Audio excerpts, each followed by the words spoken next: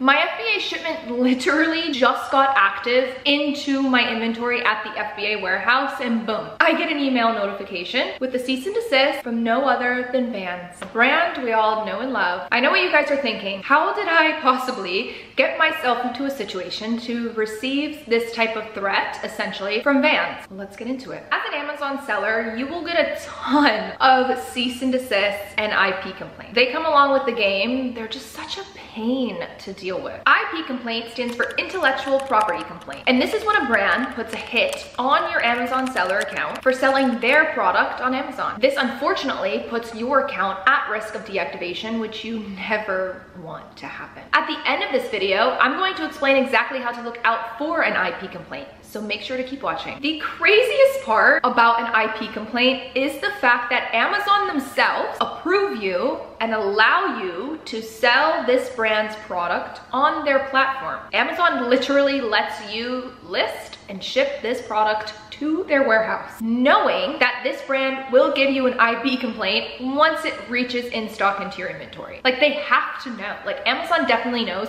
which brands give out IP complaints, and they don't tell anyone because, again, I'll say it to them blue in the face. Amazon doesn't care about their sellers. Amazon literally just like lays out a red carpet for you to sell brands that give IP complaints, and they just like sit there on the other side of the computer and like, got them now. And this is exactly what happened to me with Vans. It was just a normal day for me doing retail arbitrage, and I go into Zoomies. I'm just like browsing, scanning different items, you know, and I spot these shoelaces by the cashier. And I'm like, okay, like these are light, they're small, they're pretty cheap, I'm sure they'll be good. They're Vans, a popular brand, let's just see. $4, $3.95 I think to be exact, at Zoomies, but they were reselling on Amazon for $17.99. So I'm standing there in Zoomies and I'm scanning and I'm like, all retail arbitragers, is that a word? Arbitragers?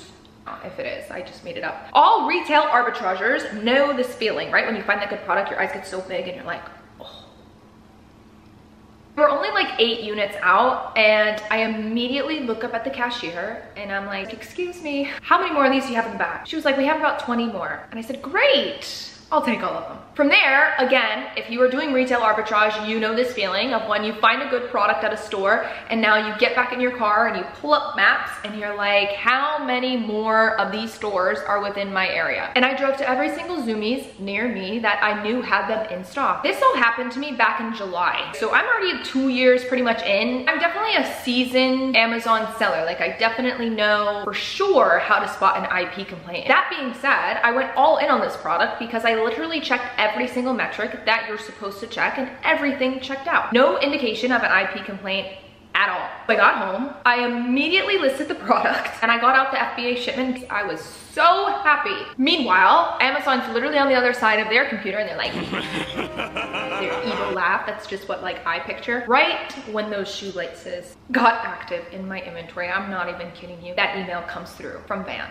sending me a cease and desist. So when you get a cease and desist in your email, the first thing, of course, you know that you do is you go and immediately check your account health. An IP complaint can come in 2 different ways. The first way being the brand actually puts the complaint through your Amazon seller account, which is the worst way. Like, this is such an a-hole move. This maps your account health immediately, just putting your account at risk of deactivation. Amazon does give you 2 options, which is to either appeal or acknowledge. And truthfully, in my opinion, you should just acknowledge and allow Amazon to give you that little slap on the wrist that makes them feel so powerful, and just move on with your day. Because the appeal, to me, it's just not worth it to give any more of your sanity to Amazon to try and fight this, trust me. The second way is that the brand doesn't put any complaint through your Amazon seller account, which is the best. They just send you an email with the cease and desist, and or they send you a letter to your business address. Really just trying to scare you, and that's it. Luckily, even though Vans and we have beef, Vans did not put this complaint through my Amazon seller account.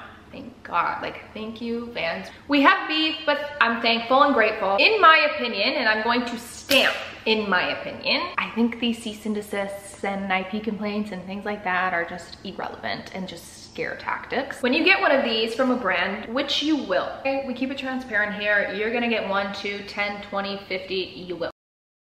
You should either sell out of all of them in your inventory or create a removal order and get them sent back to you. Make sure to comment down below any brands that have given you an IP complaint. We're all here just to help each other out. Now, how to spot if a brand will give you an IP complaint is a little bit tricky, but here are the two biggest tells that I teach my students as well. The first tell is that in the Amazon seller app, once you scan a barcode and the listing pops up, you will see a button that says View Offers. Within the View Offers tab, it will list every single seller's storefront name that is selling this product. It is crucial to go through the names of the storefronts that are selling the products that you are trying to sell on Amazon. When doing this, you will see if the brand is selling it themselves. That is the easiest tell to not hop on that listing. You don't want to be on a listing where the brand is selling it themselves.